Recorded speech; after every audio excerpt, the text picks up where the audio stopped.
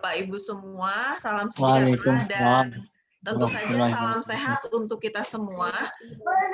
Apresiasi yang setinggi-tingginya kepada Bapak Ibu yang sudah Karena akan ada diskusi-diskusi seru selanjutnya, jangan lupa like dan tekan tombol subscribe. Tadi sebetulnya diingatkan oleh Kang Yayan kalau ini adalah malam tahun baru gitu ya. Jadi kita malam tahun baru bersama-sama dalam kajian filsafat. Kalau kata Kang Iqbal, kita tidak mengenal mau hari apa, pokoknya kajian filsafat itu kita harus jalan terus sebagai bukti konsistensi kita gitu ya, dan komitmen kita bersama. Juga dengan Kang Yayan, dan tentu saja acara ini difasilitasi oleh Kang Yayan Sofyan selaku pimpinan redaksi Genial ID dan pemantik Kang Iqbal Hasanuddin selaku Direktur Eksekutif Lembaga Studi Agama dan Filsafat. Bapak Ibu sekalian, kalau di minggu lalu kita membahas tentang Michael Sandel ya, teori kebebasannya Michael Sandel, dan malam ini kita membahas tentang Michael Walzer, pluralisme dan keadilan. Kalau disampaikan oleh Kang Iqbal di pengantar, itu bahwa Michael Sandel itu adalah salah satu filosof asal Amerika Serikat yang beraliran komunitarianisme, dan salah satu karya terkenal begitu ya dari Michael Walzer ini adalah Spheres of Justice. Bukan hanya suatu kritik atas karya John Rawls saya kira, tapi ya soal teori of justice, melainkan juga merupakan suatu jawaban yang ambisius begitu ya, tidak seperti para pemikir komunitarian yang lainnya. Walzer ini tidak hanya berusaha menyediakan bagi suatu kritik atas John Rawls, melainkan bagaimana mengembangkan suatu pandangan alternatif mengenai bagaimana masyarakat seharusnya juga dikembangkan. Dan kalau melihat minat utama dari Walzer ini dalam hal metodologi suatu teori politik ya, yang lebih tepatnya kemudian dipusatkan perhatian pada suatu teori-teori barang-barang yang kemudian seharusnya mendasari suatu teori keadilan ini, dan bagaimana teori keadilan ini kemudian menentukan perilaku mengenai cara-cara yang barang-barang itu seharusnya didistribusikan. Dan dengan dasar itu juga membuat kritik tajam atas teori keadilan John Rawls gitu ya, dan kemudian mengembangkan konsep-konsep yang baru mengenai kesetaraan yang kompleks begitu, dan seperti apa prinsip keadilan yang dikritik oleh Michael Walzer terhadap John Rawls ini, dan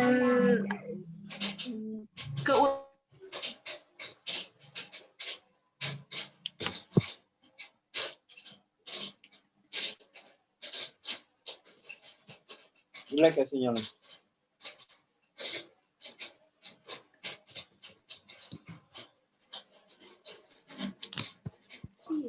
Barusan terputus ya.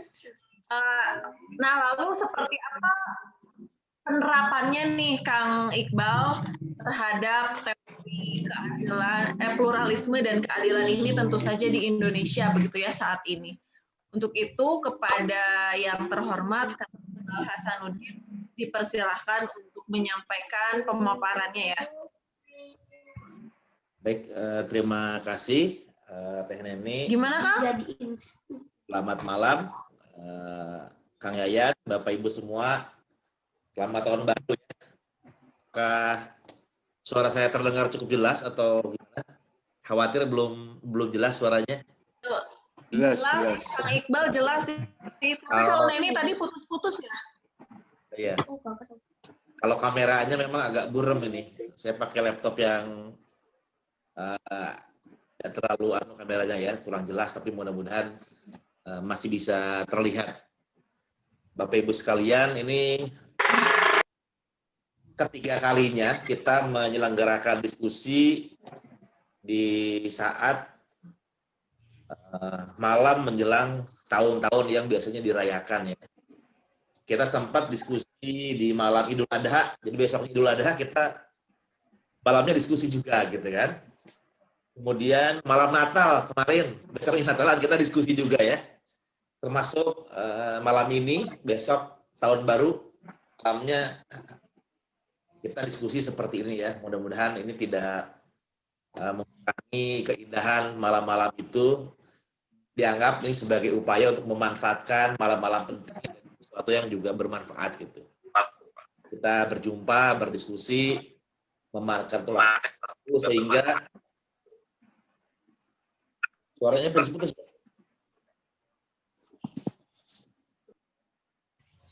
Suaranya putus-putus Teh Neni.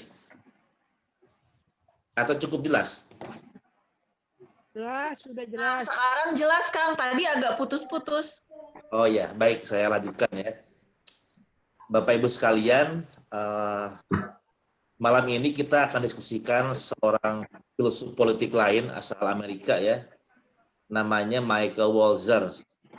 Michael Walzer ini satu dari sekian pemikir yang disebut sebagai pemikir komunitarianisme atau komunitarisme ya. Jadi berasal dari akar kata community, komunitas. Mereka berfilsafat yang titik tolaknya komunitas gitu. Jadi ini satu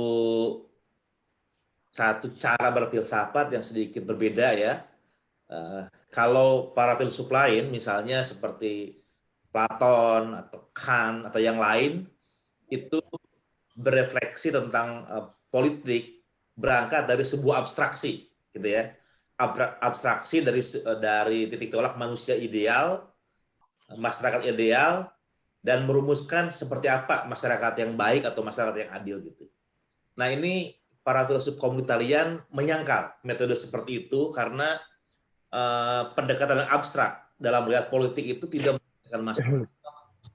Pada kenyataannya politik itu sesuatu yang beragam, mengandaikan kita memasukkan banyak pertimbangan-pertimbangan empiris sehingga mengabstraksikan politik dengan cara bertitik tolak dari yang ideal itu mereduksi kenyataan gitu. Jadi mereka memilih untuk berangkat dari empiris, berangkat dari yang partikular, kemudian melihat kesamaan-kesamaan dan kalaupun merumuskan keadilan juga berangkat dari komunitas politik yang real, yang nyata, yang ada dalam sejarah gitu. Jadi mereka tidak mau berangkat dari manusia ideal seperti Platon misalnya gitu ya, manusia yang adil. Dari manusia yang adil kemudian berarti masyarakat yang adil yang cocok dengan konsep manusia itu seperti apa gitu. Atau Immanuel Kant gitu ya, tentang subjek otonom. Maka konstruksi politik yang kompatibel, yang cocok dengan konsep subjek otonom itu seperti apa. Jadi mereka para filosof berbicara tentang satu rumusan ideal masyarakat yang berangkat dari manusia ideal ya, manusia yang seperti malaikat gitu.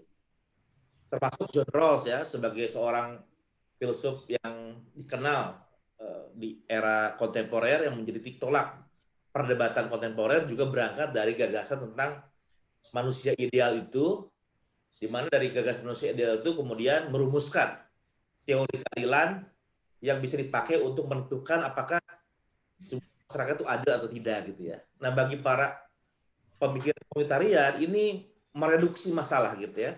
Karena problem politik bukan semata-mata problem apa yang seharusnya, tapi ada yang senyatanya yang memang aktual ada dalam masyarakat, dan berbicara keadilan juga tidak bisa dibicarakan dengan cara yang abstrak gitu ya.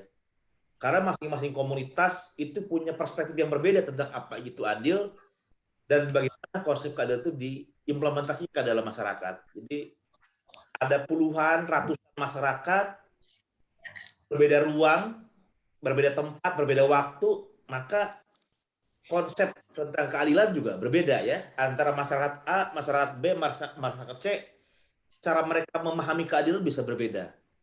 Kemudian di masyarakat A, di abad pertama dengan abad kedua, masyarakat abad ketiga terus sampai abad ke-20 bisa jadi berbeda-beda ya di masyarakat yang sama.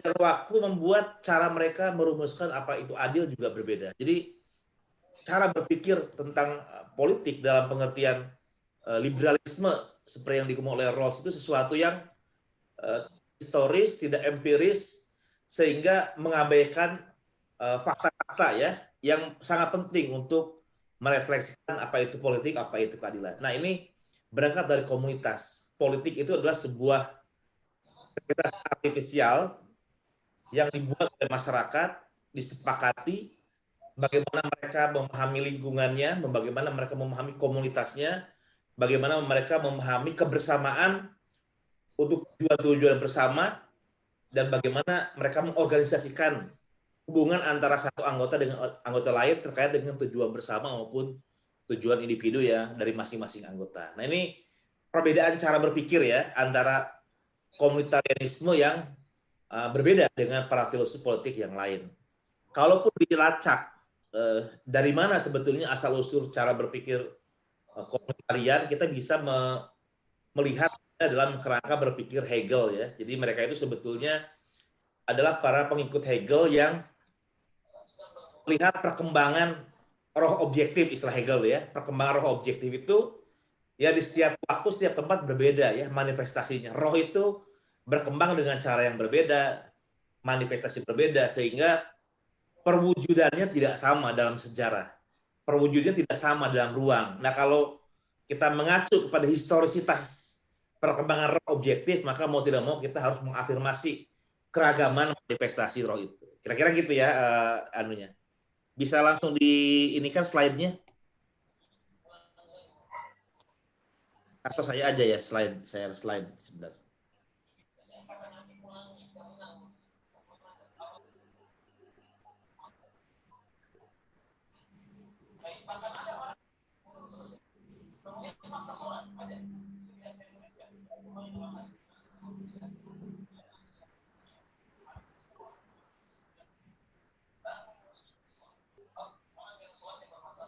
Nah, ini judulnya pada malam ini ya, Walzer pluralisme dan keadilan. Soal tadi sudah saya jelaskan bahwa Walzer menekankan pendekatannya pluralis dalam memahami keadilan. Dia menolak pendekatan yang monistik, pendekatan tunggal, pendekatan yang menyamaratakan konsep keadilan di seluruh waktu dan seluruh ruang. Bagi Walzer, keadilan itu termanifestasi dengan cara yang beragam, yang majemuk. Tidak ada keragaman yang tunggal ya, yang monolitik. Nah, sebelum diskusikan tentang pikirannya, kita lihat dulu asal-usulnya ya. Siapakah si Walzer ini? Nah, Walzer, nama lengkapnya Michael Walzer, lahir pada 3 Maret 1935 ya. Jadi sekarang sekitar ya sudah 80 menjelang 90 ya. Cukup cukup panjang juga usianya. Dan dia lahir dari keluarga Yahudi di Amerika Serikat. Nah, sebelum menjadi seorang filsuf politik, ia terlebih dahulu belajar sejarah. Jadi S1-nya dia sejarah ya, bukan politik ya, sejarah. Makanya kalau baca bukunya kita melihat di tiap halamannya banyak rujukan ke sejarah, ke Tiongkok kuno, ke komunitas Yahudi di Mesir, tahu abad pertengahan, ke Yunani, abad 5 sebelum Masehi. Wah, pokoknya kelihatan orang yang punya background sejarah itu banyak ilustrasi sejarahnya ya. Dan itu gelarnya diperoleh pada tahun 1956. Tapi kemudian pada tahun 56 sampai 57, Walzer ini studi filsafat politik di Cambridge ya, mendapatkan beasiswa dari Fulbright selama setahun 2 tahun. Kemudian doktornya pada bidang politik dan pemerintahan di Harvard University itu diraih pada tahun 61. Jadi 61 dia meraih doktor. Dan kita tahu John Rawls menulis buku masterpiece-nya 71 ya. Jadi dia sudah doktor 10 tahun sebelum terkenal ya, seorang filosof. Nah, kemudian setelah meraih gelar PhD, dia mulai mengajar di Departemen Ilmu Politik di Princeton University, masih di Amerika ya, dari 62 sampai 66, 4 tahun. Dia pindah ke alma maternya di Harvard University pada tahun 6 sampai 80, cukup lama juga ya, sekitar 14 tahun dia mengajar di sana. Dan dari tahun 80 sampai pensiun, dia mengajar di Institute for Advanced Study ya. Ada cerita menarik pada tahun 71 ketika Walzer ini mengajar sebagai dosen filsafat politik di Harvard. Dia pada 71 itu kan terbit bukunya John Rawls ya. Tolong isek lagi ya. A Theory of Justice. Nah, dia bersama dengan Robert Nozick sebagai sesama profesor filsafat politik.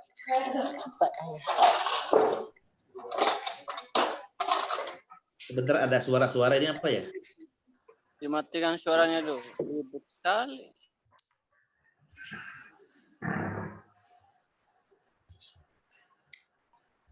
Suaranya udah mati belum ya?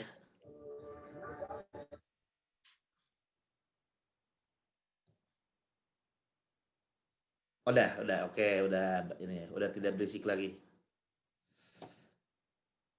Saya lanjutkan.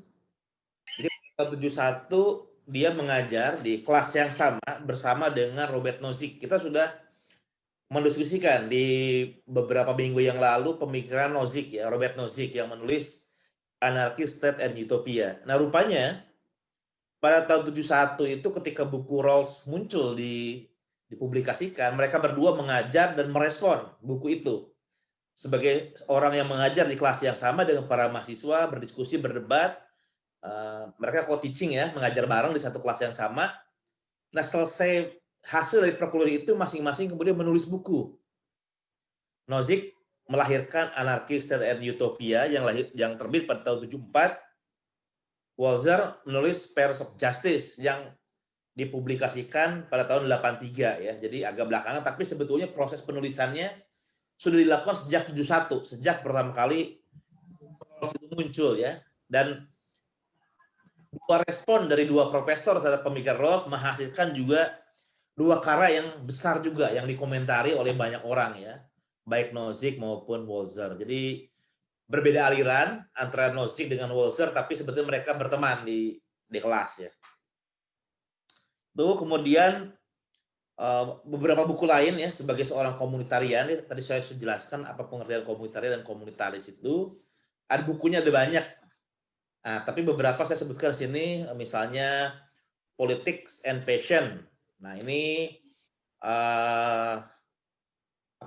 kritik juga ya terhadap liberal egalitarian. Ini mengatakan kalau mau berbicara liberalisme egaliter ya seperti ini pandangannya ya. Bukunya lebih tipis dari buku Spheres of Justice. Kemudian Arguing About War ya. Kemudian ada lagi Just and Unjust War dan banyak. Saya lihat di list bukunya Michael Walzer dan kita bisa download sebetulnya di internet ya buku-buku Walzer. Ada banyak, ada belasan bukunya dia. Ini saya tulis beberapa sebagai contoh saja ya yang ditulis oleh Walzer. Itu perkenalan tentang Walzer. Sekarang kita masuk ke pemikirannya. Nah, ini komunitarianisme ya atau komunitarisme. Jadi Bapak Ibu kita boleh menyebut dua-duanya.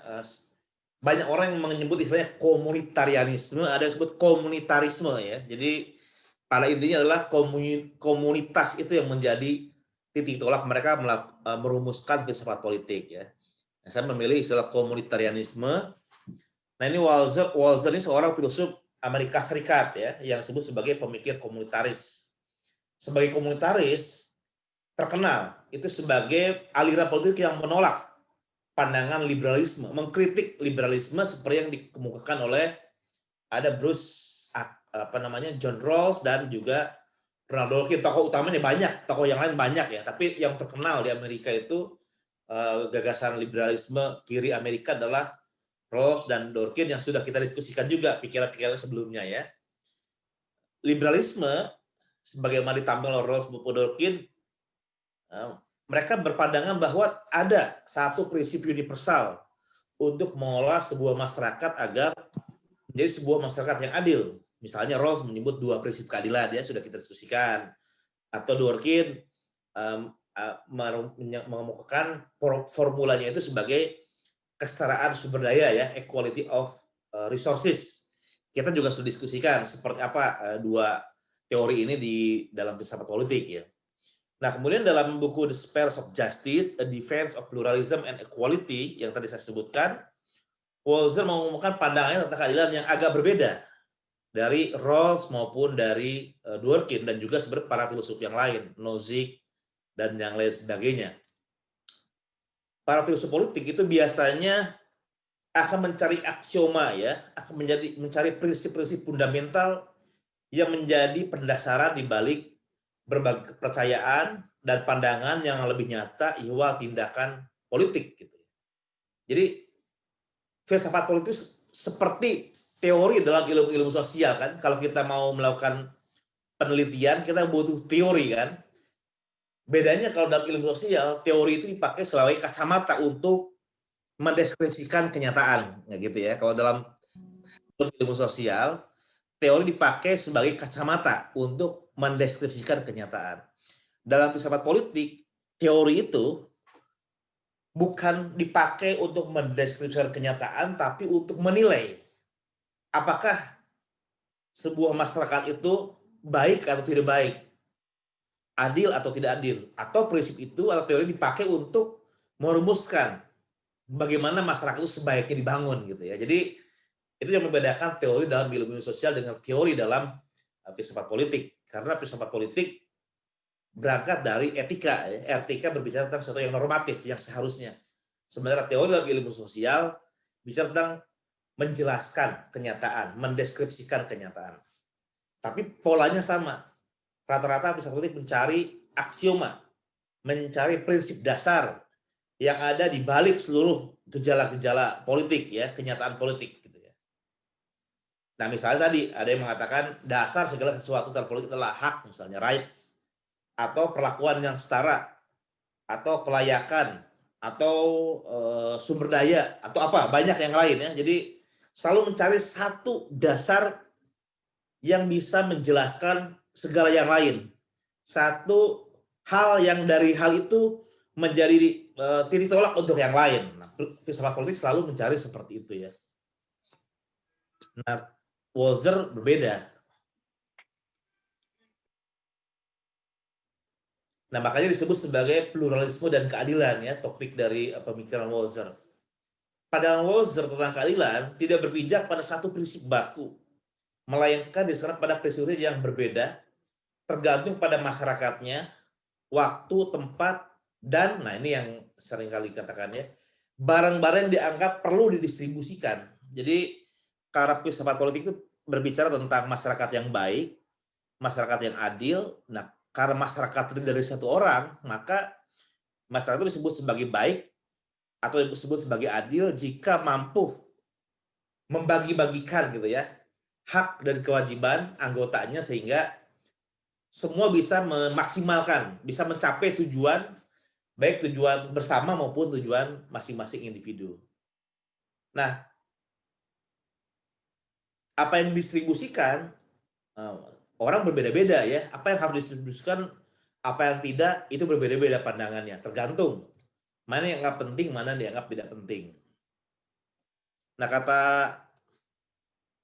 kata Walzer ya, ini tidak ada pola baku ya. Jadi pandangan Walzer terhadap keadilan itu bersifat majemuk atau pluralistik, sehingga dua kata ini identik dengan Walzer, pluralisme dan keadilan.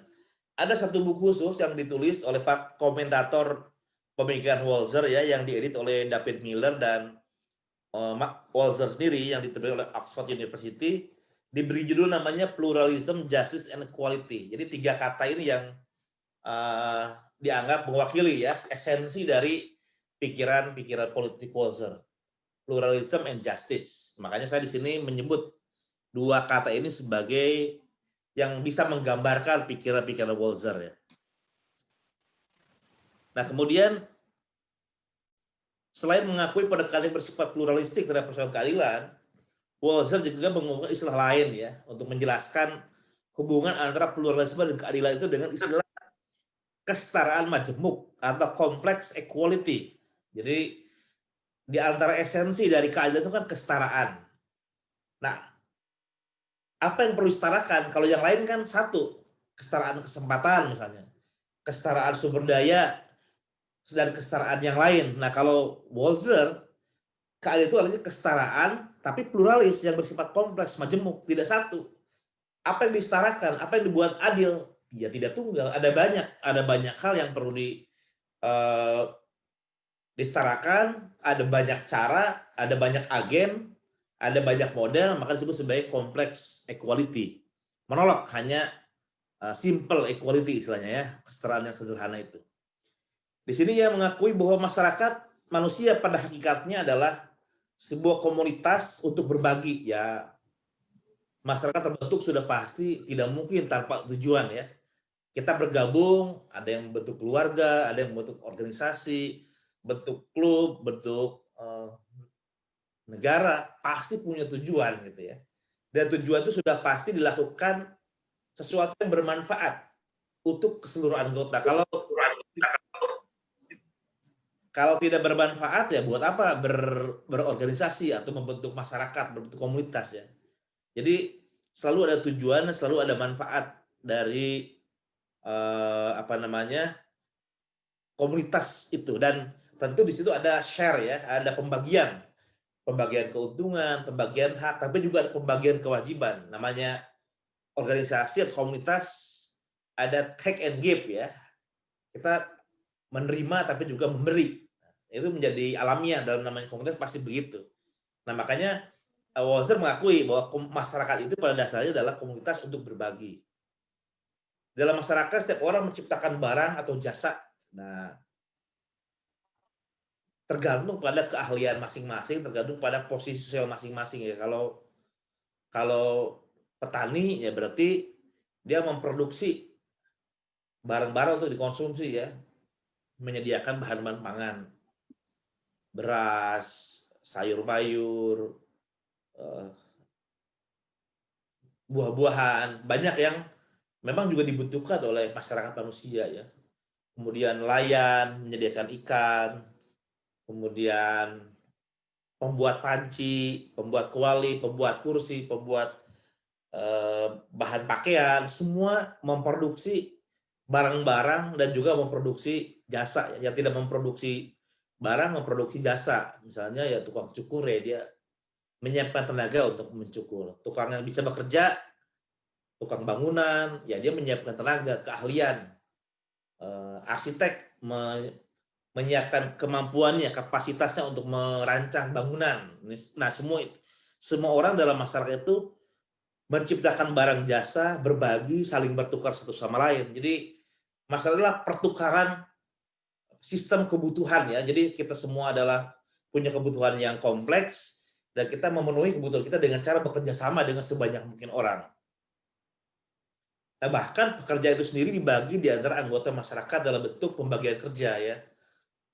Kebutuhan kita banyak, ada sandang, pangan, papan, tapi kita sekarang berbagi tugas ya. Orang yang menyediakan pangan saja, dengan menyiapkan pangan dan dibeli orang pangan kita, maka sebagai orang yang menyediakan pangan kita bisa beli baju juga, bisa beli televisi, bisa bangun rumah. Jadi dengan satu produksi yang kita buat, kita bisa mendapatkan hal-hal lain yang kita buat gitu ya. Seorang yang bekerjanya katakanlah jasa ya, misalnya konsultan hukum gitu, jasa. Tapi dengan kemampuan yang dia punya, konsultan hukum, dia bisa punya rumah juga, punya pakaian juga, punya kendaraan, punya bahan makanan dan sebagainya ya. Jadi ada pembagian kerja dalam masyarakat. Nah, dalam konteks itu tidak ada pola tunggal ya. Bagaimana jasa didistribusikan, bagaimana pangan didistribusikan, papan, sandang, semua itu tidak tunggal. Bagaimana?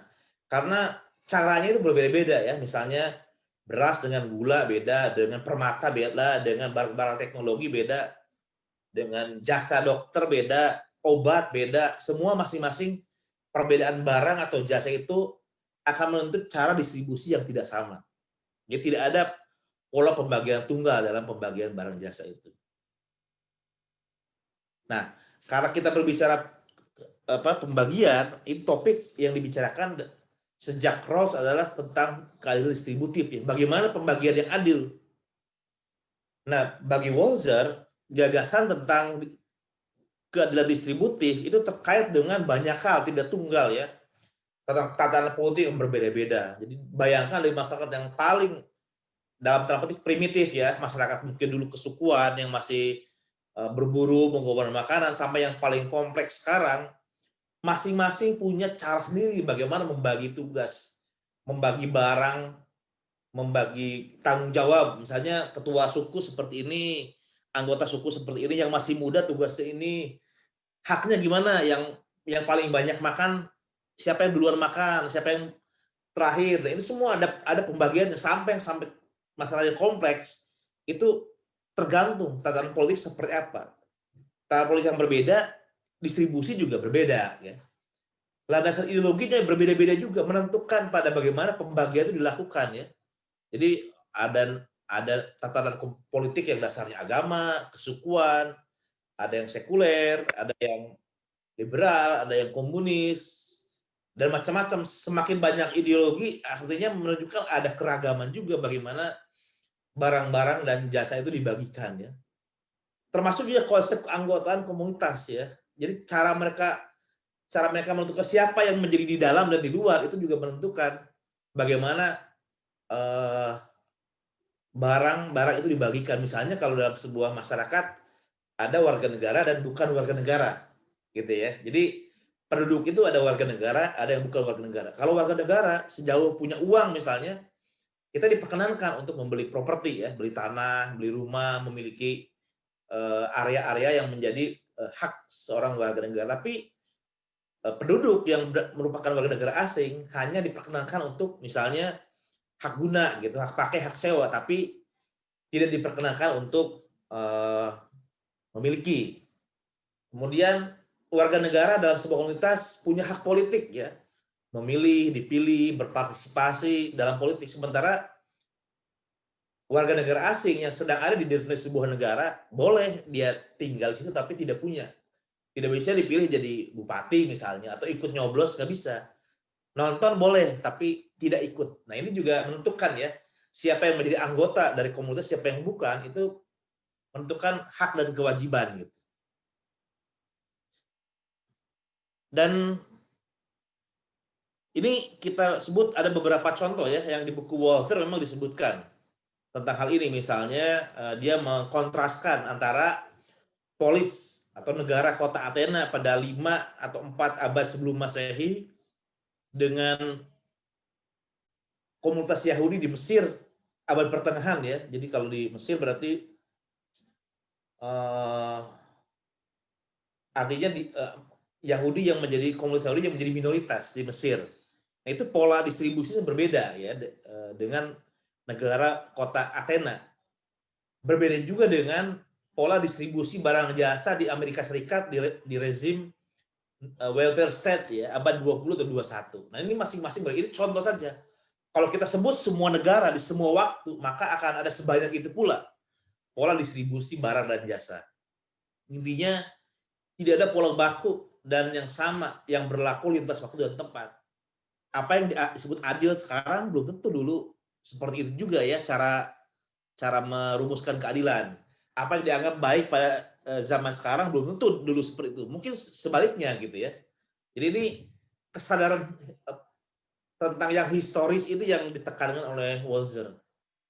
Walzer berpandangan bahwa keadilan telah senantiasa tersituasikan, situated dalam masyarakat tertentu, dalam wilayah tertentu, dalam waktu tertentu. Sebenarnya ada suara lagi nih.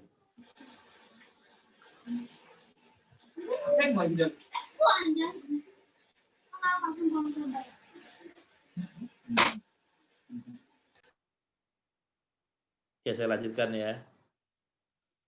Eh,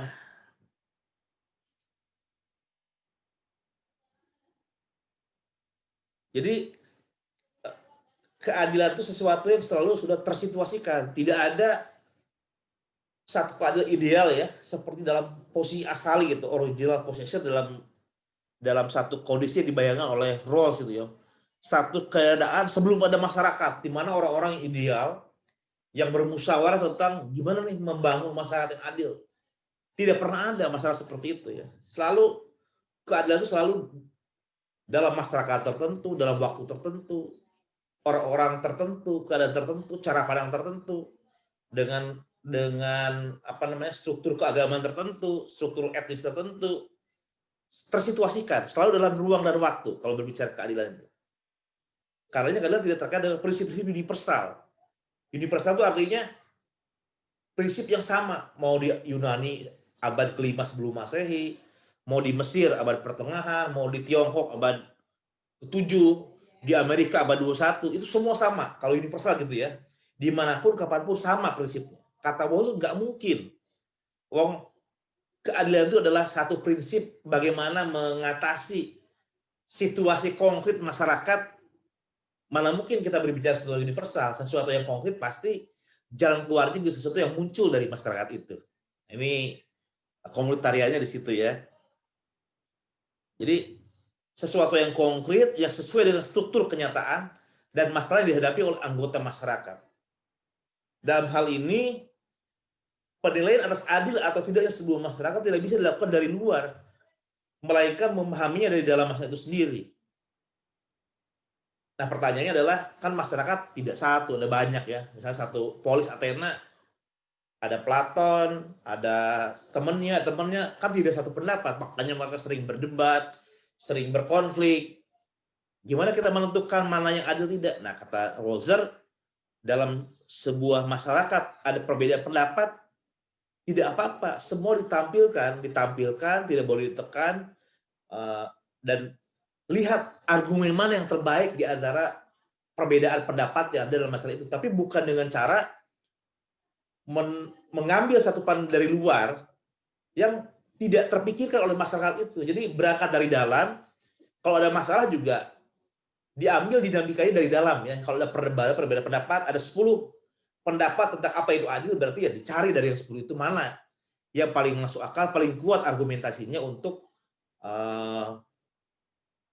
memahami apa itu adil dalam konteks struktur masyarakatnya, bukan dengan mencangkok satu teori dari satu tempat dari waktu kemudian direntangkan ke masa lalu, rentangkan ke masa depan, rentangkan ke kiri kanan, seolah bisa menjadi obat generik untuk seluruh penyakit gitu ya. Nah, ini Rawls dia percaya dalam setiap masyarakat manusia memahami keadilan dengan caranya masing-masing, bahwa ada perbedaan pendapat iya, tapi silakan saja dikontestasikan di antara pandangan yang ada dan dilihat mana yang paling kuat pemahamannya tentang keadilan ya, paling konsisten dengan nilai-nilai yang ada di masyarakat itu.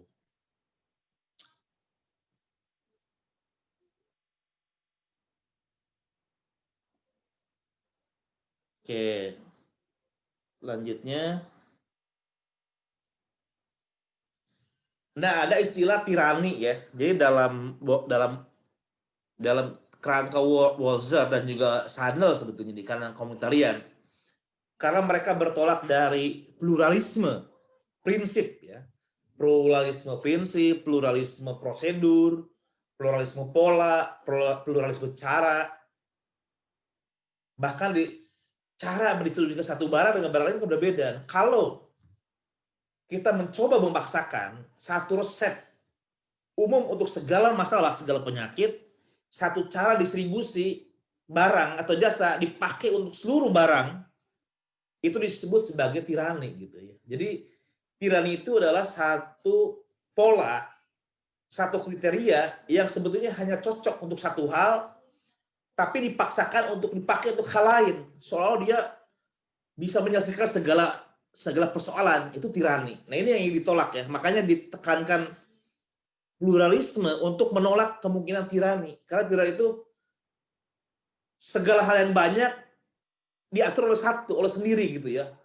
Bagaimana A? Ya tergantung polanya seperti inilah. Bagaimana sama pola ini juga. Bagaimana C polanya ini juga. Jadi tidak ada keragaman pola berdasarkan keragaman substansinya. Itu tirani.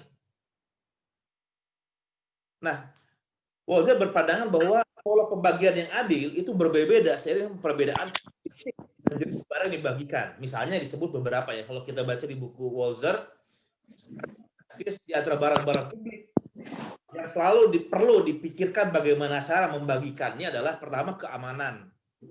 Aman itu public goods ya, barang-barang publik, kepentingan publik. Tidak ada orang yang tidak butuh keamanan. Baik orang kaya, orang miskin, laki-laki, perempuan, tinggi, pendek, tua, muda, semua butuh keamanan.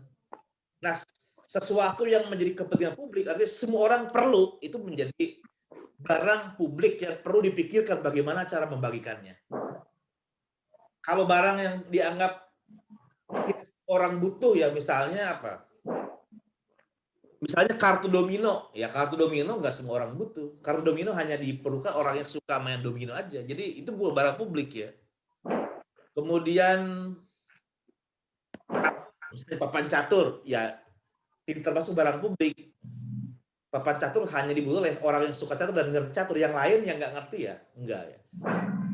Air, udara, tanah itu pasti public goods. Semua butuh. Kesehatan ini juga public goods ya. Barang-barang publik. Tidak ada orang tidak ingin sehat. Tidak tua, tidak muda, laki-laki, perempuan, apapun agamanya, apapun etnisnya, apapun partai politiknya ingin sehat. Maka kesehatan itu menjadi barang-barang publik. Semua orang butuh. Uang. Nah, karena semua sekarang sarana transaksi dengan uang ya, bisa dikonversi dengan uang, maka uang menjadi barang publik juga. Komoditas, artinya barang yang bisa dipertukarkan sehingga bisa diuangkan ya, itu juga komoditas ya. Ya semua kan bisa dikomoditas, pakaian, kendaraan, rumah, jasa, itu semua bisa dikomoditas ya. Sesuatu yang bisa menghasilkan uang, itu komoditas. Itu juga barang publik.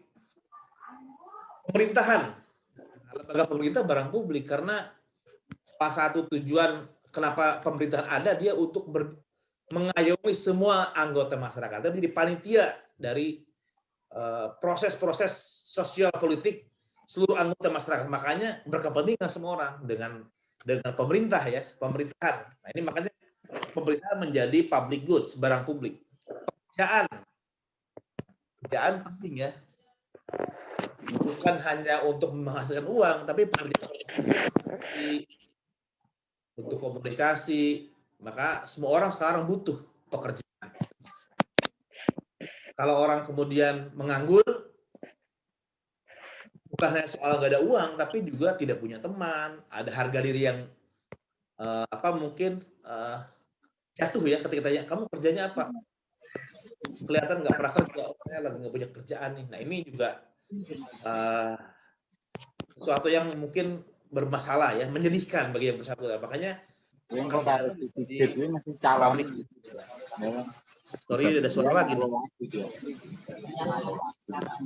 Barang yang bisa dhuwur ini iso mentok. Nah iki barang iki munggah dhuwur. Layak lho. Bentar Kang, Neni cari dulu ini mau mute nih. Bentar. Apa? Tahun eneng sing keloro ngono. Udah Kang, udah Neni mute. Silakan Kang dilanjutkan. Kita lanjutkan ya. Jadi itu contoh public good ya.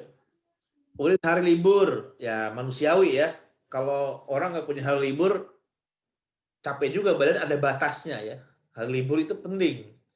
Baik hari libur dalam arti misalnya untuk kepentingan religius atau hari libur untuk istirahat, itu juga public goods juga. Pendidikan itu penting ya.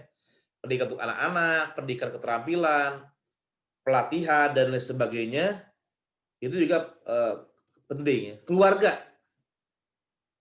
manusia itu ya disebut sebagai orang yang tidak bisa eksis tanpa keluarga ya.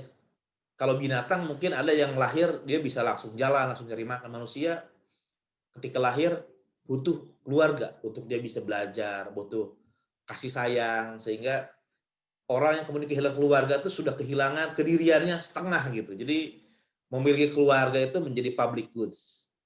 Cinta, rahmat ilahi, berkah ilahi bagi yang percaya ya, yang beragama. Penghargaan, itu juga orang butuh. Kekuasaan politik juga, public goods juga ya, karena politik itu beririsan dengan banyak kepentingan lain sehingga dia ikut menjadi public goods. Ini contoh saja ya, dan sebenarnya banyak. Kalau berbicara public itu banyak ya, air, udara, bumi ini juga public goods ya. Kemudian jalan, semua banyak. Ini beberapa contoh yang diulas di dalam bukunya Walzer. Di antara barang-barang publik tersebut, ada yang dibagikan dengan cara mempertimbangkan asas siapa yang membutuhkan. Jadi tidak sama. Ada yang dibagikan dengan cara siapa yang membutuhkan. Kemudian ada yang dibagikan dengan cara siapa yang pantas mendapatkan.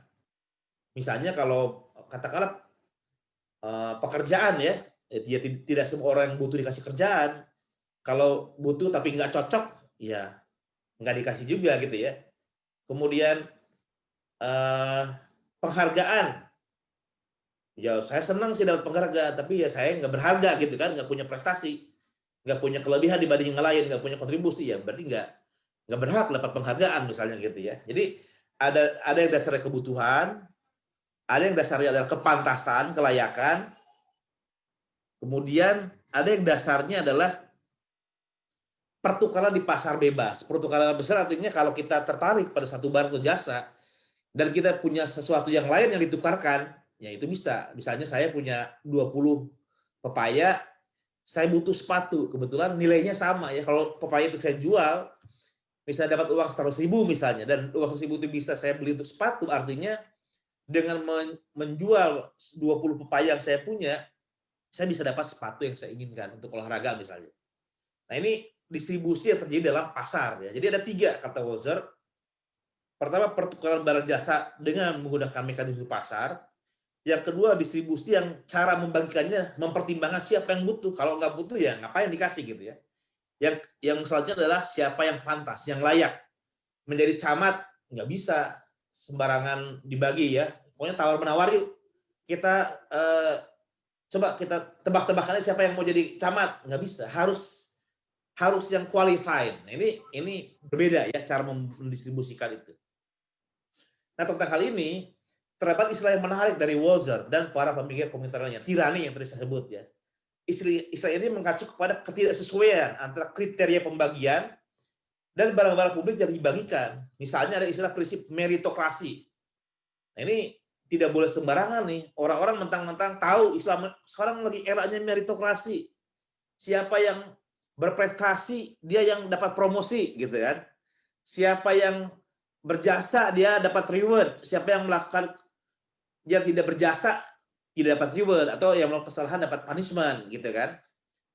Sebentar, apakah prinsip meritokrasi itu prinsip merit ya, prinsip kelayakan itu sesuatu yang kriteria untuk mendistribusikan barang jasa universal untuk semua urusan? Apakah semua bisa dipakai prinsip meritokrasi?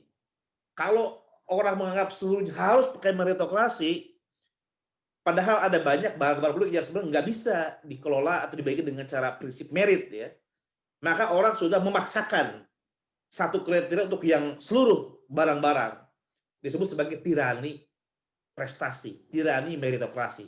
Sudah menjadi satu sistem, satu cara diberlakukan untuk segala hal yang padahal sebenarnya nggak cocok gitu ya. Ini tirani merit, tirani prestasi. Nah, kemudian ada tirani yang lain ya, tirani uang. Nah ini juga uang ya. Ini ada orang yang menganggap segala sesuatu itu bisa dibeli gitu ya. Semua jabatan bisa dibeli, kekuasaan bisa dibeli, ijazah bisa dibeli, gelar bisa dibeli, semua gitu. Seolah segala sesuatu bisa diuangkan. Nah, padahal dalam asumsinya ada banyak hal yang nggak bisa dibeli. Misalnya peradilan nggak bisa dibeli. Kalau peradilan dibeli udah nggak adil dong. Udah bertentangan dengan prinsip dari peradilan itu sendiri. Nah, ketika orang percaya bahwa prinsip pasar bisa dipakai untuk seluruh distribusi, maka orang sudah terjebak dalam apa sebagai tirani uang. Jadi uang sudah menjadi tirani karena dia menjadi penentu dan hukum untuk segala sesuatu dalam hidup kita. Kalau tirani prestasi mengatakan prestasi menjadi ketentuan untuk mengukur segala sesuatu gitu ya. Jadi orang yang nggak bisa berprestasi, nggak bisa ini, nggak bisa itu, kebahagiaannya berkurang ya kalau dalam rezim atau tirani prestasi. Sementara kalau orang yang berbicara tirani uang, ya segala sesuatu bisa dibeli. Makanya orang yang uangnya sedikit mungkin akan berkurang hak-haknya karena ada orang yang lebih berhak karena uangnya lebih banyak. Kalau tirani uang itu dipakai untuk mengelola distribusi barang dan jasa. Nah, jadi ada tirani uang, tirani prestasi. Tirani uang itu terjadi jika ada barang publik yang tidak seharusnya dijual belikan justru diperjualbelikan melalui mekanisme pasar. Nah, ini bagannya ya. 3 prinsip pembagian yang secara umum ada pertukaran pasar bebas. Artinya kalau yang pasar bebas ini absah ya, boleh kita tukarkan dengan mekanisme pasar. Semakin berjalan sempurna pasar, ya semakin efisien proses distribusi barang dan jasa gitu. Kelayakan itu merit. Misalnya dapat gelar sarjana hukum setelah menyelesaikan perkuliahan S1, menulis skripsi, diujikan lulus, dia layak dapat gelar sarjana hukum gitu ya. Kemudian pemain bola, dia dikukuhkan menjadi pemain bola terbaik sepanjang zaman ya, karena dari jumlah golnya yang dicetak banyak, piala dia banyak, kemudian mempengaruhi banyak yang lain sehingga semua prestasinya itu membuat dia layak disebut sebagai pemain bola terbaik sepanjang zaman. Nah, ini kelayakan ya, mendistribusikan penghargaan kelayakan. Kemudian kebutuhan. Jelas kebutuhan bersifat sesuatu yang perlu ya. Artinya misalnya di tempat di mana kita menjadikan beras sebagai pangan utama ya, makanan utama, maka beras menjadi kebutuhan ya. Rumah kebutuhan, tidak ada orang yang tidak butuh rumah.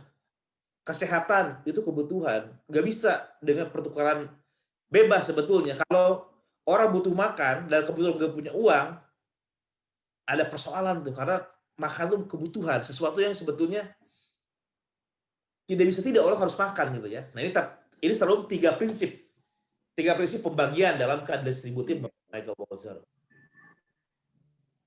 Nah, Bapak Ibu sekalian, itu secara teoretik ya, asumsi-asumsi secara teoretik dari Walzer. Kalau kita baca bukunya, di setiap bab itu ada bagaimana tadi dipakai untuk merumuskan barang-barang publik, misalnya tentang keanggotaan, security and welfare, kemudian office, hard work, free time, education, kinship and love, divine grace, recognition, political power dan sebagainya. Jadi di buku Justice, pola berpikir tadi dipakai untuk menjelaskan contoh-contoh konkret ya. Nah, saya hanya memberikan beberapa contoh konkret.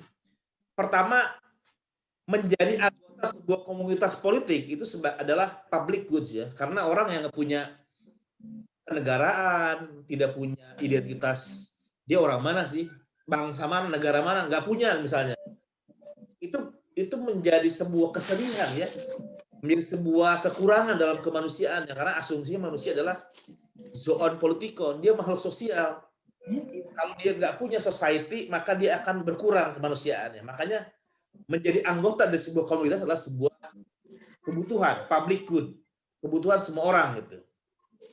Nah, di sini Walzer menjelaskan bagaimana keanggotaan dalam komunitas itu didistribusikan. Apakah itu menggunakan prinsip pasar bebas, menggunakan prinsip kebutuhan, atau menggunakan prinsip kelayakan gitu ya. Nah, ini didiskusikan secara detail ya, misalnya bagaimana merumuskan anggota dan orang asing.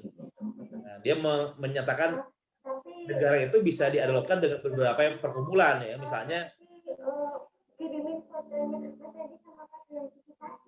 kita bisa ada logika negara itu dengan rukun tetangga gitu ya. Sebentar ada suara lagi nih.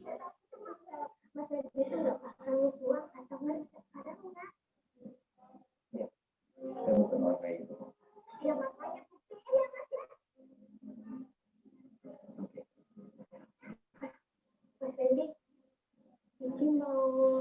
ada suara lagi tuh nih.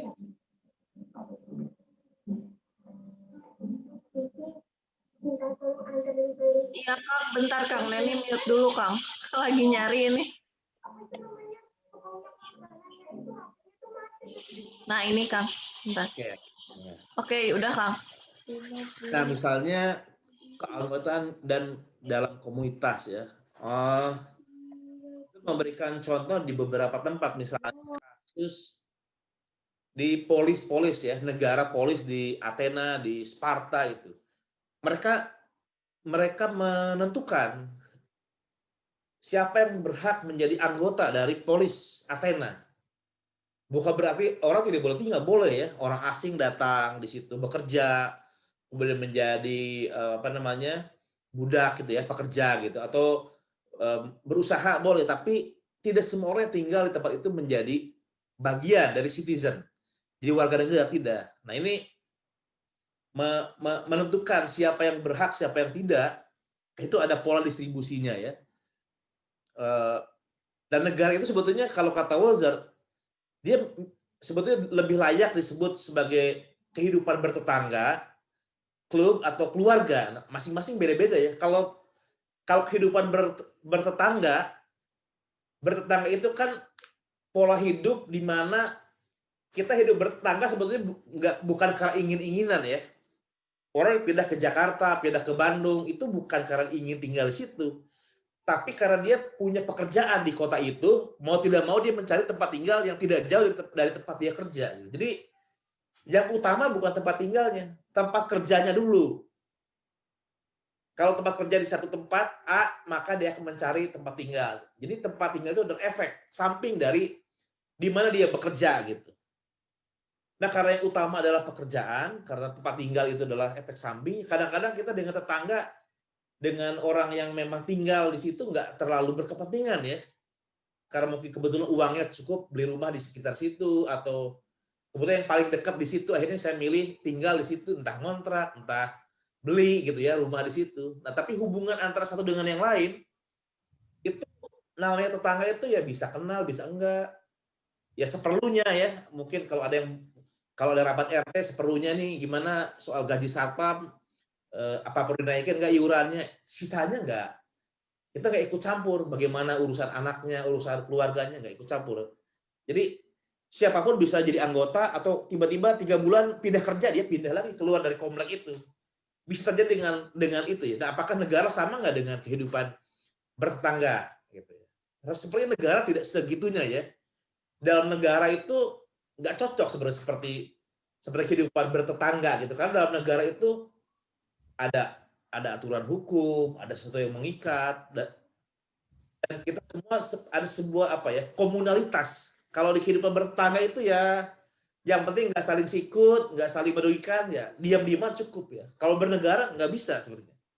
Kita punya tujuan bersama untuk hidup bersama, ada identitas, ada komunikasi dan lain sebagainya. Ada pola klub ya. Klub itu biasanya ada pendiri, anggota direkomendasikan oleh pendiri, ada ketentuan. Nah, kalau ada identitas, ada tujuan, ada kesamaan. Tapi ini tergantung ya, keanggotaannya sangat tergantung pada rekomendasi orang-orang yang sudah ada di situ. Kalau kata orang itu, sudahlah kita cukup 30 orang ya, suka-suka, terserah dia, namanya klub ya, terserah dia ya. Jadi tidak ada hubungan dengan tempat tinggal, tidak ada hubungan dengan pekerjaan. Tergantung bagaimana klub itu dibuat gitu. Nah, apakah negara cocok dengan klub? Dalam standar tertentu iya juga, dalam standar tertentu negara itu seperti klub juga, dalam pengertian peraturannya disepakati bersama, tidak ada soal harus sama ya, antara klub A dan klub B itu harus sama. Ya terserah klub kita ya. Klub tetangga mungkin ingin seragamnya warna biru, kita warna merah, ya terserah kita, terserah anggota yang menjadi klub itu. Kemudian kita menyepakati bagaimana cara merekrut anggota, apakah harus usianya sekian sampai sekian, berarti di luar usia itu nggak boleh masuk, jenis kelaminnya, atau mungkin dia punya sepeda atau enggak, kalau mau klub sepeda ya harus klub sepeda lah. Masa orang yang punya sepeda dimasukin jadi anggota klub sepeda misalnya gitu. Nah ini kriteria-kriteria untuk menjadi anggota itu sangat ditentukan oleh para pendiri dan juga kemudian anggota belakangan. Dan kata Walzer, negara punya kemiripan dengan klub itu gitu ya. Klub itu juga seringkali terlalu cair ya, artinya orang bisa keluar kapan saja, meskipun masuk lebih sulit ya, tapi bisa keluar kapan saja. Sementara dalam negara itu lebih sulit kita memilih negara itu. Tidak semudah kita masuk keluar klub gitu ya. Dan dalam klub itu kita hanya berfokus pada hal-hal yang sifatnya penting saja. Seperti dalam negara kita berbicara tentang kalau ada orang yang kemudian kena bencana, ada yang kena musibah, ada kelaparan, kemiskinan, ada yang diserang musuh, kita punya solidaritas, punya kepedulian gitu. Di sini ada unsur seperti keluarga juga gitu, negara itu ya, negara itu. Jadi ada unsur seperti klubnya, ada unsur seperti keluarganya, itu keanggotaan pada sebuah komunitas politis ya. Yang berikutnya punya wilayah. Itu juga pengertian tentang komunitas punya wilayah ya. Jadi seseorang yang boleh masuk berada di wilayah tertentu, yang di luar wilayah itu mungkin tidak diperkenankan. Nah ini ada beberapa contoh ya, misalnya dulu ketika Australia pertama kali ditemukan oleh kulit putih, dia ingin hanya orang kulit putih saja yang menjadi warga negara itu. Tapi kan banyak imigran, mereka berdebat, boleh nggak sih orang-orang imigran baru, padahal mereka juga imigran ya, dari luar Australia, karena sebelumnya ada orang-orang yang sudah tinggal di situ, tapi kemudian dia mendefinisikan warga negara kita harus kulit putih gitu kan.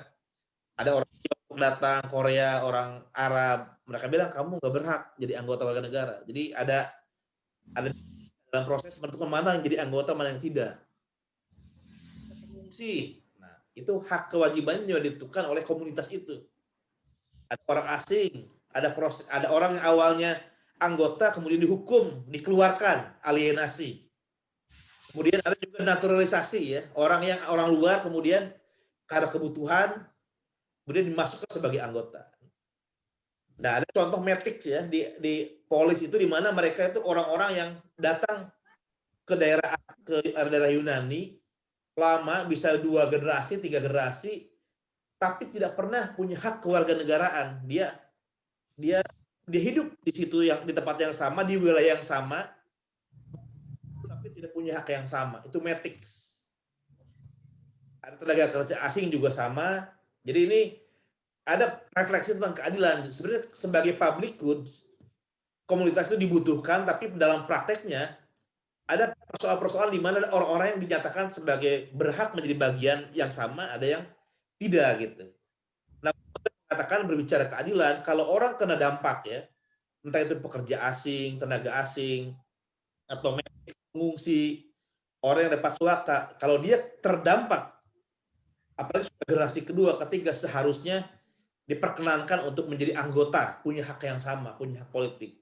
Jangan seperti di Jerman dulu sampai 3 generasi karena ketentuan naturalisasi itu harus punya orang tua yang orang Jerman, sehingga kalau keturunan Turki walaupun 2-3 generasi di Jerman dia tidak punya hak menjadi warga negara Jerman. Pernah ya begitu ya. Jadi itu satu yang adil kata Walzer dalam konteks bahwa komunitas sebagai sebuah public good dibutuhkan oleh orang-orang ya. Ini contoh referensi komunitarian tentang isu-isu yang konkret ya. Misalnya yang lain soal uang dan komoditas. Nah, bagaimana distribusi uang dan komoditas yang layak, yang adil gitu. Nah, di sini Walzer mengatakan ada yang bisa dibeli dengan uang, ada yang tidak bisa dibeli dengan uang. Nah, karena yang bisa dibeli uang pada umumnya bisa dibeli dengan uang segala sesuatu, dia mengecualikan beberapa yang tidak bisa dibeli dengan uang. Pertama, manusia nggak bisa diperjualbelikan. Walaupun saya butuh uang, Anda punya uang miliaran, nggak bisa memperjualbelikan manusia, itu nggak bisa. Kemudian kekuasaan politik. Karena tujuan politik itu adalah public good, tidak boleh untuk kepentingan individu, bias individu walaupun dibayar dengan uang, maka kekuasaan politik tidak bisa diperjualbelikan dengan uang. Keadilan, peradilan ya, yang adil untuk semua anggota komunitas. Tidak salah, berarti harus dibebaskan. orang yang salah ya harus dihukum gitu. Nah, keadilan itu bisa dibeli, maka penjahat yang punya uang tidak akan pernah bisa dihukum. Semua saya bayar deh. Saya sudah membunuh tapi saya nggak mau dihukum, saya bayar aja nih uang sekian miliar. Nggak bisa. Kalau peradilan sesuatu yang tidak bisa dibeli dengan uang. Kemudian kebebasan berpendapat, berekspresi, beragama, dan berkumpul itu juga nggak bisa ya. Misalnya kamu pindah sama agama saya bayar 3 triliun misalnya gitu ya. Sesuatu yang terkait dengan kebebasan berpendapat, berekspresi, beragama, berkumpul, dijual belikan tidak bisa. Kemudian perkawinan, memiliki keturunan, ini juga nggak bisa sesuatu yang diperjualbelikan ya.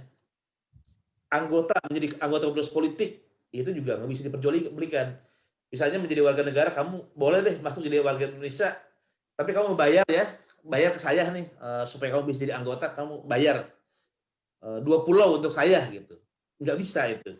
Kalau dia memang berhak ya dia harus diberikan haknya, tanpa harus diperjualbelikan. Kalau ada wajib militer atau menjadi juri kalau di Amerika ya, atau kerja sosial, nggak bisa mentang-mentang dia kaya, udahlah saya nggak usah wajib militer nih, bayar aja, diganti dengan uang, diuangkan. Tidak boleh, karena wajib militer, juri, kerja sosial bukan hanya soal uang. Ini soal civic culture, soal kesetaraan, soal keterlibatan ya. Termasuk misalnya kalau di komunitas ronda gitu, nggak bisa mentang-mentang dia kaya, jadwalnya sebulan sekali ronda, dia udah saya bayar aja gitu. Tapi ada komunikasi, kebersamaan yang diharapkan dari aktivitas ronda misalnya gitu. Lembaga-lembaga politik, DPR, partai politik, pemerintahan itu tidak bisa dijual belikan. Harus berpijak pada alasan keberadaannya apa, keadilan. Alasan keberadaannya apa, administrasi publik. Ya dia harus begitu, tidak boleh ditawar-menawar dengan uang, nggak bisa. Layanan kesehatan, layanan publik seperti kesehatan, sekolah dasar, menengah, dan keamanan itu juga sesuatu yang sebetulnya nggak bisa diperjualbelikan dengan uang ya. Artinya tidak bisa karena orang nggak punya uang, dia misalnya nggak sakit, nggak ada obatnya. Karena dia nggak punya uang, dia bisa dirampok oleh orang lain kapan saja. Boleh dilukai oleh orang kapan saja tanpa ada pelindung, nggak bisa. Polisi harus melindungi semua orang dengan sama. Jangan hanya melindungi orang yang bayar, semua harus dilindungi. Sekolah dasar menengah belajar baca, hitung, tentang komunitas, itu menjadi hak semua orang. Nggak bisa. Kalau kamu bayar, kamu boleh sekolah. Kalau kamu orang miskin nih, udah kamu nggak boleh sekolah karena kamu nggak bisa. Itu yang sekolah dasar itu menjadi public good yang ada nggak ada uang, ya dia harus diberikan. Itu alasan mengapa sekolah dasar harus gratis ya, harus dibiayai oleh pemerintah karena dia public good. Mungkin kalau kita berbeda pendapat soal mana batas yang dasar, mana yang tidak ya. SMP termasuk sekolah dasar nggak? SMA termasuk pendidikan dasar nggak? Perguruan tinggi pendidikan dasar nggak? Ya kalau uangnya banyak sih nggak ada masalah ya. Tapi kalau sudah semakin tinggi dianggap sudah bukan lagi public good, yaitu berarti sudah bukan kewajiban pemerintah untuk menyediakan itu. Barang-barang langka tidak perlu diperjualbelikan ya. Misalnya patung-patung yang ada di Borobudur nggak bisa dibuat lagi, kalau dijual belikan sudah kehilangan, itu juga nggak boleh. Dan banyak di listnya daftar langka.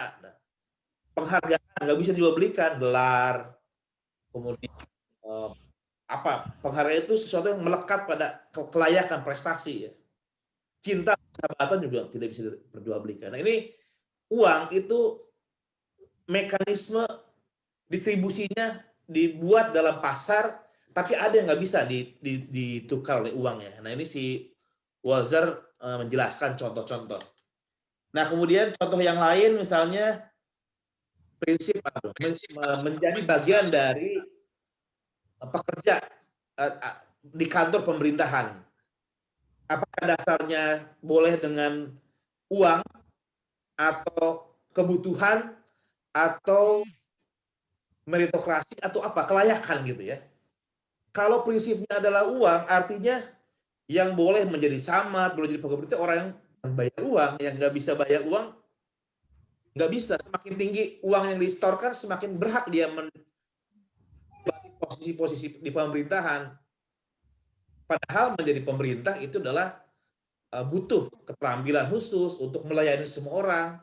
Kalau sekedar kaya saja tapi tidak punya kepemimpinan, tidak bisa mengambil keputusan, tidak bisa bersikap adil, maka keburukan akan muncul dalam masyarakat itu ya. Jadi ini termasuk yang tidak bisa distribusi posisi-posisi penting dalam lembaga pemerintah tidak bisa dengan cara transaksi jual beli, nggak bisa. Karena kalau jual beli dipakai untuk menentukan siapa yang boleh jadi tentara, siapa yang boleh masuk jadi akabri, siapa yang boleh jadi jenderal, jadi bupati, maka bisa jadi orang-orang yang tidak mampu menempati posisi yang sebenarnya sangat strategis untuk kepentingan komunitas gitu. Maka sudah jelas prinsip jual beli tidak diperkenankan dalam barang-barang publik seperti menduduki posisi-posisi dalam pemerintah.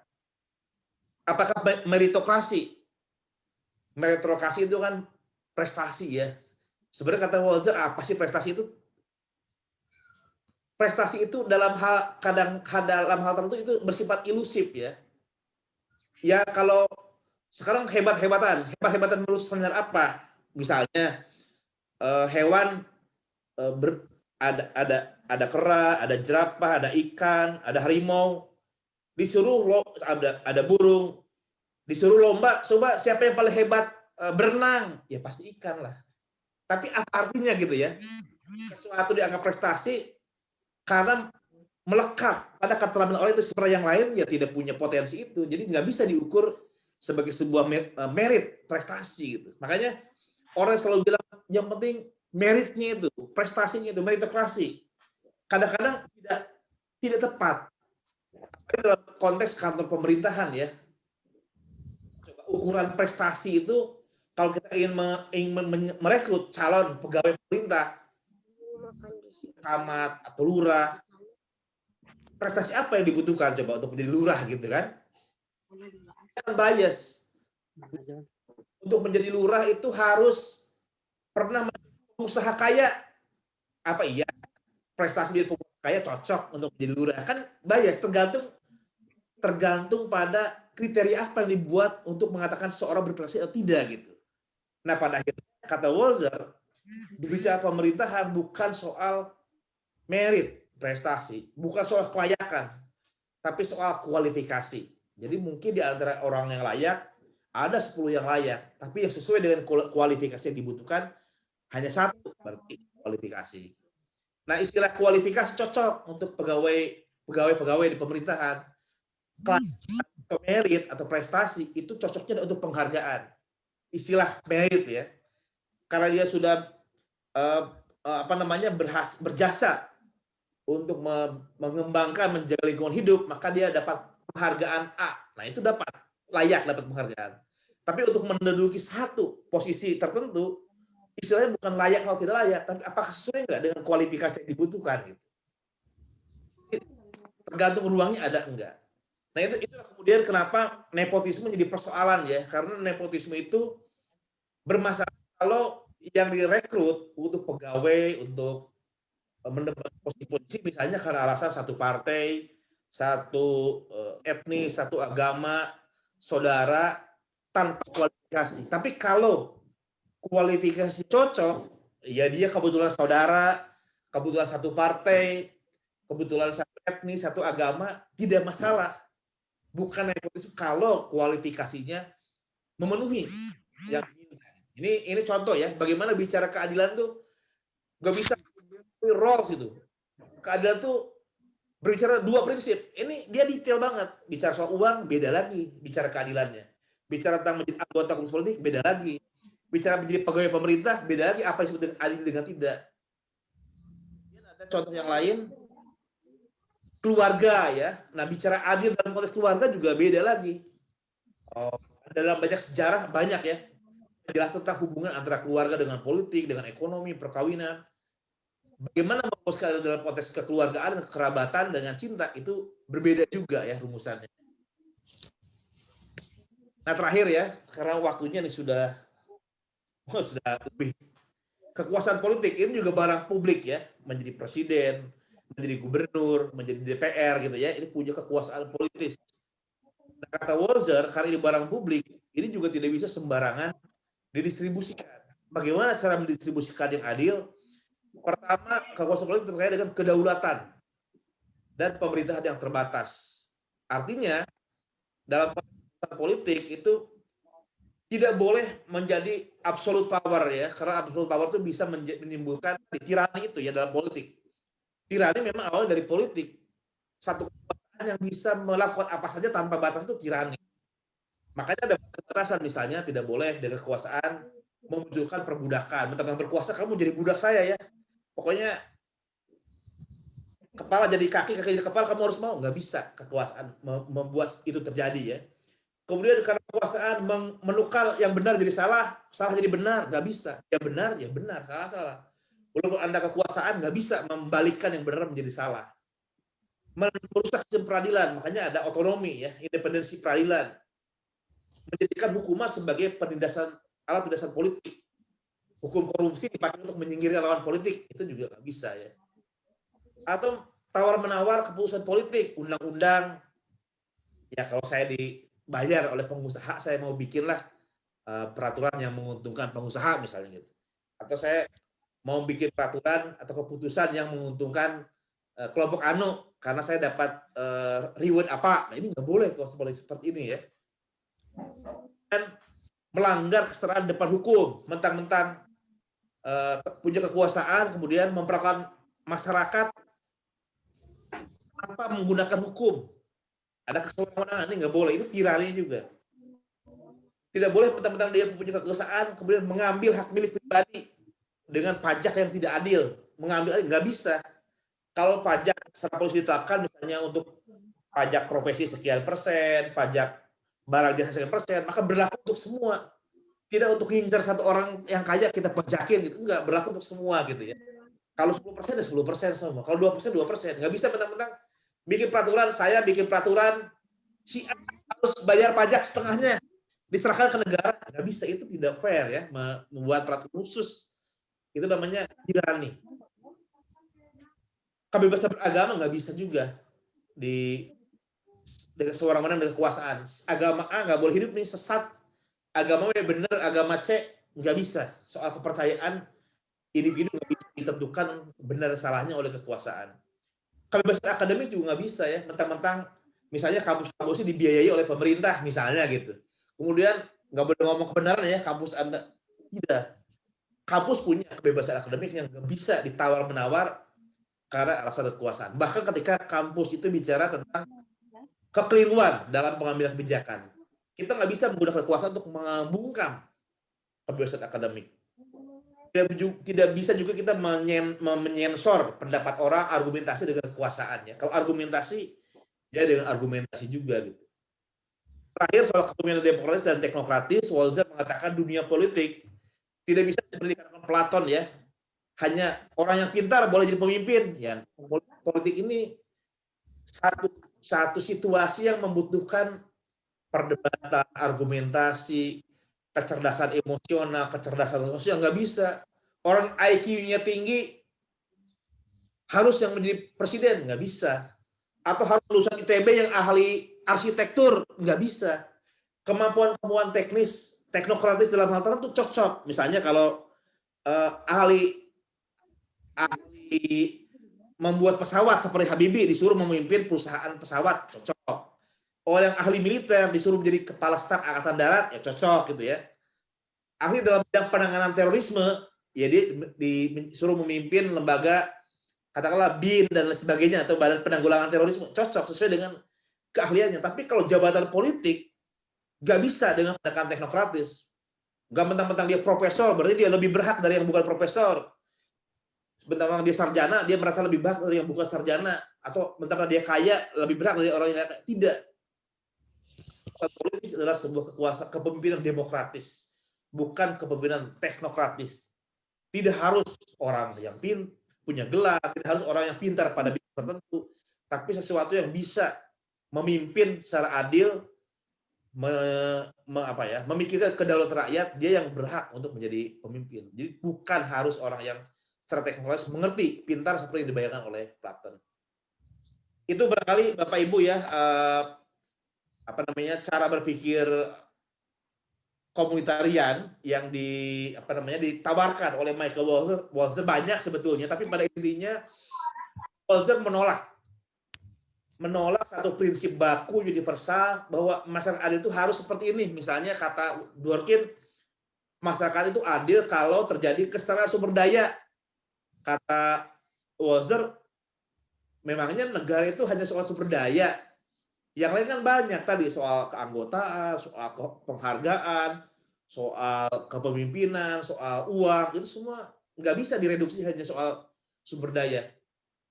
Atau kata John Rawls ya, 2 prinsip keadilan, dimanapun kapanpun sama, kalau itu dilakukan berarti adil. Masyarakat berbeda dalam memahami keadilan, tiap zaman berbeda. Bahkan dalam masyarakat yang sama, di waktu sama, barang-barangnya beda. Nggak bisa memperlakukan misalnya layanan kesehatan, pendidikan, keamanan dengan barang-barang biasa tidak sama. Keadilan itu pluralistik, majemuk, tidak tunggal, sehingga itulah kompleks equality yang dibela oleh Walzer, mengkritik liberalisme yang hanya menjadikan satu prinsip, satu ukuran untuk menentukan mana yang adil, mana yang tidak. Demikian Teh Neni, terima kasih banyak. Silakan kalau nanti ada tambahan atau masukan, terima kasih. Oke, baik, terima kasih Kang Iqbal yang sudah memaparkan mengenai Michael Walzer, pluralisme dan keadilan, yang tentu saja Walzer ini mengemukakan pandangannya tentang keadilan yang berbeda ya dari pandangan kajian filsafat politik pada umumnya seperti John Rawls, Dworkin. Kemudian para filosof politik akan mencari aksioma, tadi sudah Kang Iqbal sampaikan, atau prinsip fundamental yang menjadi pendasaran di balik berbagai kepercayaan dan pandangan yang lebih nyata ihwal tindakan atau tatanan masyarakat yang adil, hak, perlakuan setara, kelayakan, dan lain-lain. Dan tadi Kang Iqbal sudah menjelaskan bagaimana pluralisme dan keadilan, kemudian distributive justice, menolak tirani, prinsip keadilan, keanggotaan dalam komunitas, keamanan dan kesejahteraan, uang dan komoditas, serta terakhir adalah soal kekuasaan politik.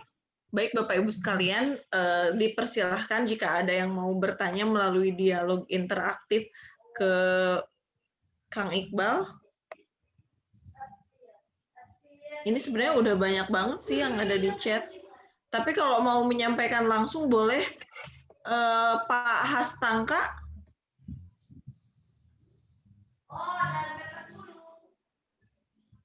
Pak Hastangka mau menyampaikan langsung. Cek. Terima kasih.